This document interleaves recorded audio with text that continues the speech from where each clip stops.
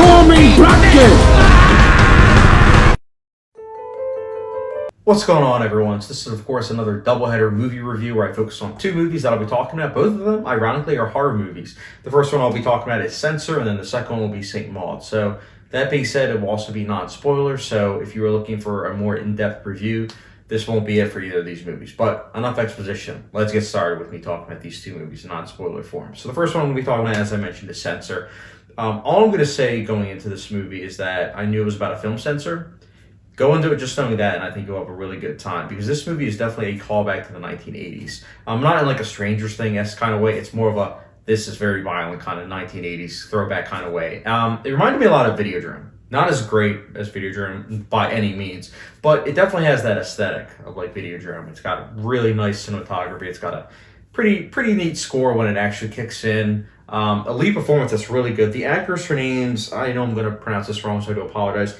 Liam Auger. I was watching it. I was like, I feel like I've seen her before. I was like, I know I've seen her before. I was like, not Stranger Things. And then I looked it up and I realized she's in Wrath of Man. And I really liked her in Wrath of Man in her small role. So I'm glad that she's in a movie like this. Like, I can definitely see her being in a lot of other movies. I can, because she's very talented. She gave her all in this role, and it shows.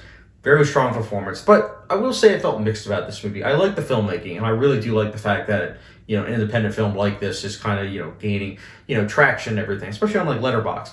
But my issue with it more falls in the line of, I get it. It's about, the lines blurring between like what's real and what's not. And I like that kind of concept. I really do. But I just felt like the execution just kind of left a lot to be desired. And that's definitely something that's subjective. I know a lot of people that really dig this movie. For myself, I just thought that they should have done more with the execution itself. It left a lot to be desired. And I just also wasn't 100% interested in terms of the characters as well. And the ending just also, again, left a lot to be desired. Like, that would be my review in a nutshell. It's really good filmmaking, but it still left a lot to be desired in terms of the story, characters, and writing. But that's just me personally. I'll be giving, personally, Censor a 2.5 out of 5-star rating. Again, I get it if you like this movie. Totally get it. Maybe I'll watch it sometime in the future. Maybe I'll have a different take. But as far as movies blurring the line between what's real and what's not, I'll probably stick with Videodrome. Next up, though, speaking of horror, we got to talk about A24's latest movie, St. Maud. I'm late to this one, I know for sure. And a lot of people won't consider this a 2021 movie. I personally am, just because I know that it went to festivals in 2019, and it was supposed to come out in 2020, but it got pushed back to 2021 at the beginning in America. I believe it's January 2021. So I'm considering it a 2021 movie. And I was excited for it, but I think that I was excited to see it in theaters. Like A24 movies, obviously I do watch at home, but when I watch it at home, it's usually because I bought it. So I already know that I like it and everything. But, when you're watching an A24 movie for the first time at home and it's like a slow burn movie, I feel like that's something that maybe viewers should watch a second time. I know for myself, St. Maud is definitely that kind of movie. I know watching it that I was kind of like, maybe I'm just not in the mood to watch this. Especially towards the end when the final act happened. That was when I was like, okay, I either really need to watch this again, or maybe the movie was just truly dull until the final act. I don't know. I'll give it a second watch to be the judge of that, but there was some really creepy imagery towards the end of the movie, and that last shot genuinely was really good. If you want to know the premise, it's quite simple. It's an A24 slow burn horror movie about a St. Maud. You guessed it.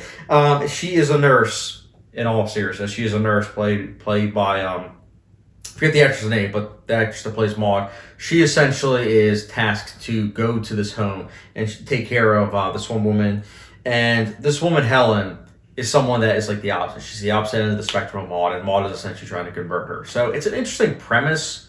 I didn't know that going into it, which is why I kind of had a hard time just saying it just now, so I do apologize about that. But if you want a slow burn movie, I would definitely recommend this. If you're looking for all that horror every single scene, not really that kind of movie. But if you do want a movie that definitely builds up to like a final scene that's like, holy cow, I would definitely recommend this. I'm personally going to give this movie a lower rating just because, again, it didn't resonate with me until towards the end.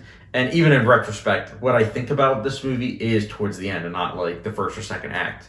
So for that, I'm personally going to be giving St. Maud a 3 out of 5-star rating, which gets the Frank's hot sauce rating. Now, again, filmmaking, it's good. I just need to watch it a second time before, saying it's a great movie the way a lot of people do.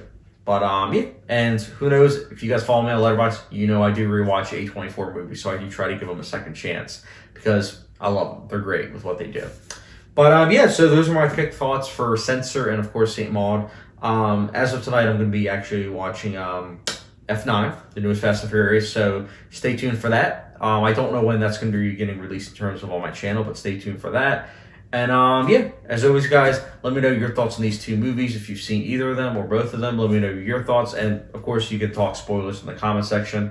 And again, thank you very much for watching with the subscription, notification bell, and I'll catch you guys later.